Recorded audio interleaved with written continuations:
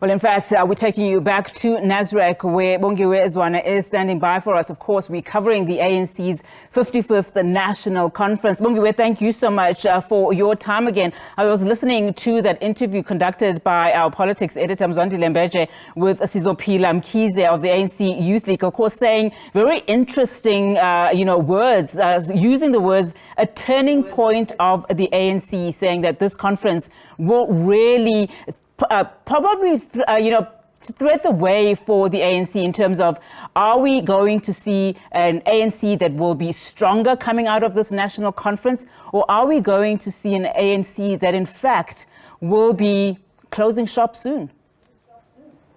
And Onati, good afternoon to you and the viewers once again. Remember, during his political report, President Cyril Ramaphosa talking about a watershed moment for the ANC, especially where it finds itself right now. A number of analysts have been asking if those who are attending this conference as guests and as supporters, some of them, and others as voting delegates of the ANC, do they understand the meaning of those words, the meaning of the watershed moment? Listening to Sizopila speaking to Mzwandile Mbeje, it sounds like some of them understand the crossroads that they are in, Unati, and that is exactly what we're going to be talking about with Dr. Fikile Vilakazi, who joins us now in studio to look at some of these interviews and more. Dr. Vilakazi, thank you so much for your time.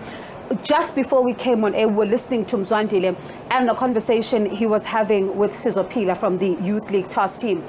One thing I'd like us to start with when it comes to that, she says, and I quote, when you go to a war and you are pinning your soldiers against each other, you are telling us that you're not in charge. You are looking after your you are not looking well after your soldiers, and then they are going to choose to go elsewhere. At the same time, you think about early hours of this morning, voting, nominations are done, and we then see a breakaway of these two groups in large numbers. One, a group that is representing Dr. Zweli Mkhize, another one, current President Cyril Ramaphosa. Let's talk about this fierce contest that is now unfolding before we even get to the Oscar Mabuyane and the Stan Mathabata versus Gwereman Dashe. And of course, we know Oscar Mabuyane coming up against Ronald Lamola. Good afternoon, Bongiwe, once again to you and to viewers at home. What Sizopila Mkhize is showing us here, I mean, I was also taken up by those words, right? This is war. This is war, and this war is gendered, and this war is economic. That's one thing for sure, right? And of course, when he talks about soldiers, I want to believe he's talking about Mabuyane and Lamola here, who are great supporters of Cyril Ramaphosa, and now they're contesting for the same position. As well as Stan Mathabata and as well. Exactly. To say you never put your soldiers against each other. And in terms of numbers, and she went on to talk about numbers. If you look at the numbers, as I was coming in here into studio, Bongiwe, I saw Free State now starting to sing the song that says change, right? Change. And that is something that has been happening to show us that even the smaller numbers of Free State probably are now moving away from Cyril Ramaphosa to Zweli Mkhize. And I was just doing the calculations as we are sitting here, and I look at the fact that if you look at 400 that's coming from Limpopo, let's say, for argument's sake, all those numbers go towards Zweli Mkhize now, and you look at the 134 that will come from the Free State, and you look at the 916 that Zweli Mkhize got from branches, already you are looking at 1,450 voters here who are likely to vote for Zweli Mkhize, and it reduces the numbers of Cyril Ramaphosa to the same number, actually almost equal. So it means here we're probably heading for a tie, right? So it's like two bulls. Yeah, it's a bullfight. We are heading towards a bullfight, and we are going to have to see now which bull has the strongest horns here, Bongiwe. Is it the bull that has got the dollar? Or is it the bull that has got soldiers? And that is the language that Sizopila was telling us here to say, we are at war here, we did not come here to play. And it actually reminds me of Umama Ubatabile Dlamini. She said exactly the same words about President Cyril Ramaphosa, to say he's an outsider. We needed to put a soldier to lead the organization. You do not want to take someone that cannot fight the kind of war that South Africa needs to fight. So there's that language of militancy that is coming out here, and that's what I can point out. And before we even get to the pinning of the soldiers themselves, let's stay with this war talk, this combat talk. It sounds like, you know, even from what you're saying as well and what we've been listening to, especially in the lead up to today and this afternoon as well, like when one would liken it to soccer matches, when they say wafa wafa, it sounds like this is that moment right now. Totally, totally. I mean, there's a saying in Zulu, you know, I used to play soccer when I was younger, and there's a saying that says, meaning that these people are not here, which is what Sizokupila is saying, you know, these are just bodies, but we are here to fight the war. And that is the spirit of today. That is the spirit of this last moment of voting. You know, to say, someone was writing and saying, Zwelin can win this war, right? Some critics are beginning to say it is possible, right? But it really depends on the final dance of voters as we see here. Let's talk about the pitting of the soldiers against one another, as Sizokupila says. And one thinks about the difficult position that those who would have been doing the bidding for the president are finding themselves in. Oscar Mabuyane versus Ronald Lamula. These are two people who've been saying he deserves a second term. Right. Stan Mathabata, Limpopo, the very first province to say that it's calling for him second term. You think about that January 8th statement. And then you see Gwede Mantashe, who has even been seen in this particular plenary as one that has been really showing people that why he, you know, according to him, he deserves to come back as, you know, chair again. How difficult of a position are they in right now when you look at his camp, and that is the current president, Cyril Ramaphosa, because these four individuals are supporting him? They're in a very difficult position, Bongiwe. I mean, you would see, let's take Stan Mathabata from Limpopo, for example. You know, the decision that the PEC took to split the numbers of Limpopo compromises him, right, in the position of the chair, because it means that some of the supporters of Cyril Ramaphosa from Limpopo are obviously not going to be able to vote for him, right?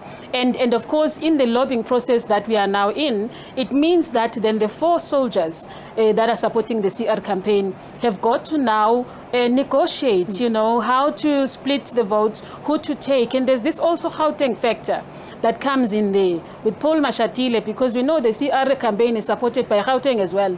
And Paul Mashatile is garnering for the deputy presidency, perhaps, and is competing with Lamula and Mabuyane. They may need to negotiate that. You know, and it's a very, very difficult negotiation to make. It may be that Cyril will have to then go with Mashatile and perhaps promise Lamula and Mabuyane something else other than the deputy presidency. You know, but that's what for me, it seems that's where we are heading to. And it talks about the horse trading and how difficult it all is right now. But let's then, you know, while we talk about this whole horse trading and the difficulties around it, listening to the delegates as they talk about this battle, one can't help but, you know, listen to how fiercely they talk about the leadership contestation.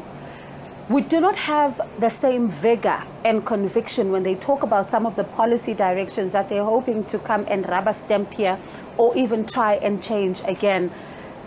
Is this telling us once again that the ANC is once again still finding itself in a position where it's only bothered by elective processes much more than it is about what the country is facing as challenges currently? Totally, Bongiwe. I mean, I was just listening to most of the members of the ANC who are here, who are talking. No one is even speaking about the ESCOM factor. No one is talking about the issue of city power. The fact that we are all seated here at this conference, and I've not experienced load shedding here. I'm not sure if anyone has, right? And maybe I'm living in a different place. Well, police said they have a generator. So that is for me the challenge, but that's not what City Power is saying. City Power says that there was, you know, it's going to be load shedding, and I mean, load shedding is this exemption, basically, as South Africans are living in darkness as we speak, and none of the delegates from the ANC here touch on those pertinent issues. There was just this ANC Business Forum breakfast this morning. The Mantashe was supposed to be there. He did not turn up. You know, one of the speakers of my events is very well known in Soweto. He stood up there and said, to the Business Forum, we are on our own, guys, you know, and this is an opportunity lost. And one woman delegate of the Business Forum also stood up and said, this is a lost opportunity for the ANC because we were here to discuss the intra-Africa collaboration in terms of trade, and they are not here to talk to us. We need political support. We need political will when we talk about those things. But we also want to talk about real issues of citizens, yeah? The fact that load shedding is not just affecting our businesses, it's affecting women who are still carrying the burden of care in families, the issue of food security, you know, putting food on the table, issues of jobs and so on, and they're not here to talk to us.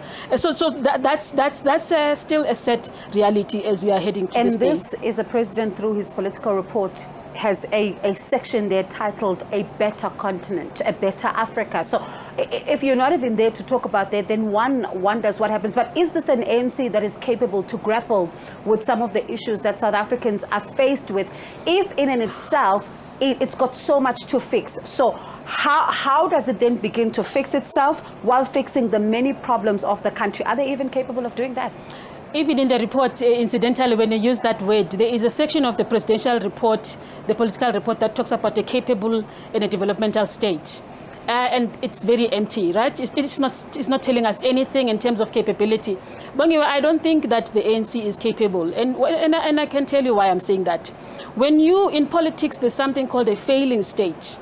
Right? And if you look at what we define as a failing state, it's got all the elements of what we're going through in South Africa. Lack of service delivery to citizens, high levels of protest, issues of high levels of corruption, not being able to respond to the needs of citizens. It's enough a list to say that we are actually in trouble as a state. I mean, if you look at the corruption index that has just been released recently, it shows that South Africa is lingering towards being a failing state. And for me, those are the issues that we are troubled with. So if you're talking about a capable state, a developmental state versus a failing state, I think we are likely moving more towards a failing state. The militarization of our country, you know, it's becoming inevitable that the military would now need to intervene. We are talking a language of war here, that some members who are here, Caesar was just saying here, we're coming here for war. It's about militancy, right? It means then that we do not have a government that is capable to take care of the needs. We even need to be salvaged by the military.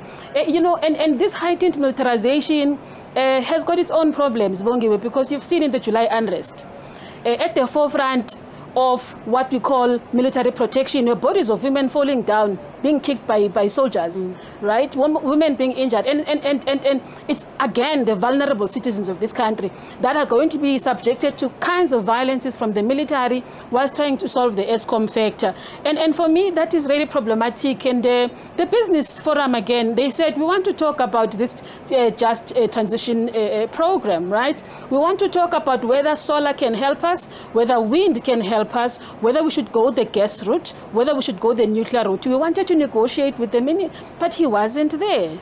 And as we continue then throughout the course of the evening, there's various things to look out for. I mean, you think about the fact that right now, even that July unrest report, when the president touches on it in his political report, he says they are going to implement the recommendations. But to date, we still have not seen cabinet take full responsibility, as that report suggests. At the same time, they're not speaking with one voice when it comes to the just energy transition and how everything is to be done there. But let's leave it there for a second and go back to studio.